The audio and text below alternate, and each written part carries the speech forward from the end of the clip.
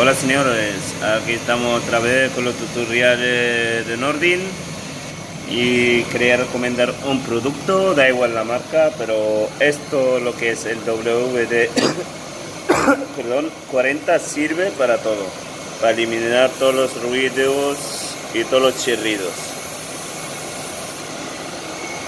Esta secadora hacía mucho ruido y también esta nevera hacía mucho ruido aquí abajo. Hemos arreglado un poquito también. Y este botellero también hacía mucho ruido. Hemos eliminado en el ventilador. Hemos eliminado por completo lo que son los ruidos. ¿Qué pasa? Que esta secadora todavía tenemos que darle un poco más.